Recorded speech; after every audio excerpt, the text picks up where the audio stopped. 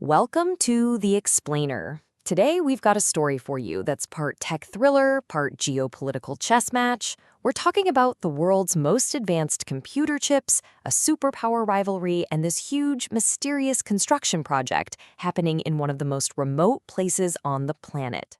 So picture this. Our story kicks off in the massive, empty landscape of China's Xinjiang region. Now, this is a really sensitive area. Foreign journalists who go there often say they're being watched. And yet, this is the unlikely spot where China has decided to build the very foundation of its tech future. And we're talking about billions, with a B, being sunk into these enormous data centers. But this is way more than just a bunch of new buildings. No, this is a core piece of China's grand plan to become the global leader in AI. And they want to do it by 2030. Okay, but here's where the plot really thickens. A Bloomberg investigation got its hands on some project documents for these data centers. And what they found? Well, it was just stunning. The plans laid it all out. They intend to use over 115,000 top-of-the-line US-designed Nvidia chips. And these are the exact chips that are banned from ever being sold to China.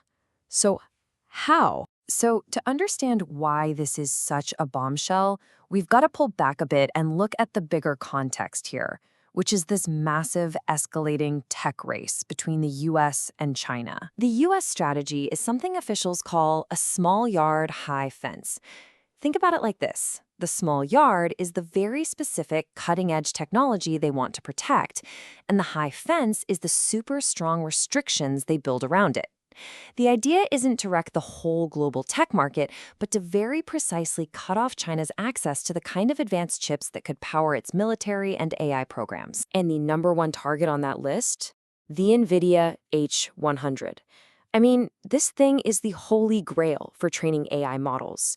You can think of it as the engine that drives the entire AI revolution. With 80 billion transistors packed into a single chip, it's the kind of hardware you absolutely need to build something like ChatGPT. And this right here really shows you the tightrope the US is walking. They've banned the super powerful H100. But at the same time, the White House gave the green light to sell a much weaker version, the H20, to China. The strategy is pretty clear. Let them play the game, but make sure they're always a step or two behind the very best technology. So how did China respond? Well, they went big. We're talking a colossal $48 billion national chip fund. The mission is simple and direct. Build our own domestic chip industry, so we don't have to rely on anyone else's technology. But look, this is way easier said than done. It's an incredibly hard problem to solve. You have experts saying the kind of precision you need to make these chips is on par with, like, landing a person on the moon. So even with all that money being thrown at it, China's own chip makers are still generations behind. And that just makes the demand for those top-tier foreign chips, well, it goes through the roof. Okay, so this brings us to the real heart of the mystery, right? Are these giant desert projects just a massive bluff? You know, companies making promises they can't possibly keep?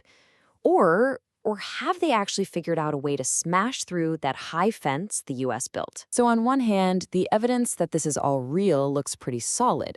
You've got official government papers approving dozens of these projects. Journalists have been to the sites. They've seen the construction happening with their own eyes.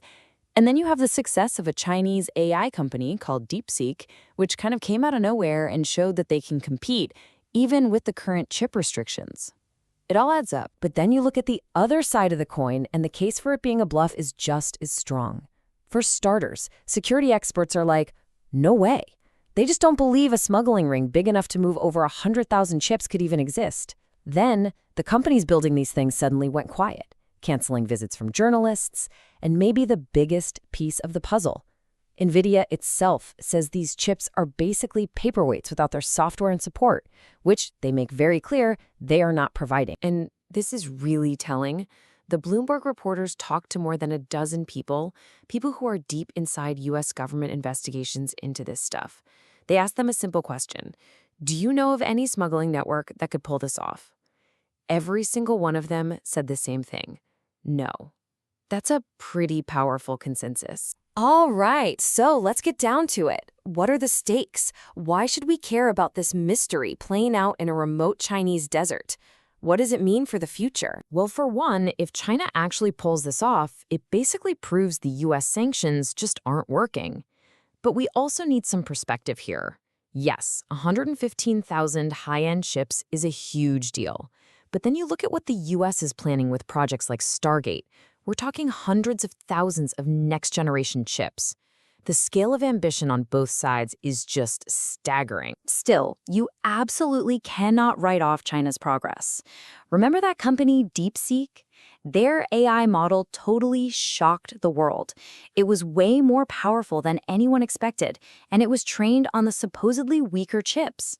And get this, one of their investors confirmed that DeepSeek is interested in using these very same desert data centers. And this brings us to a really crucial point. This isn't just about China building things for itself. The ambition here is global. The end game is for the rest of the world, particularly emerging economies, to start using and relying on China's AI tech, China's AI products, and China's AI infrastructure. And maybe the most important thing to take away from the whole investigation is this. As huge as these desert projects are, they're just a fraction of what's happening. They're part of a massive, countrywide AI build-out. As one source put it perfectly, these sites are just the tip of China's data center iceberg. So at the end of the day, the mystery remains. We still don't know how or even if China will get its hands on these banned chips. But the whole situation forces us to ask a much bigger question about the future of technology, about competition, about global power. We saw DeepSeek shock the world once already. The real question is, can China do it again?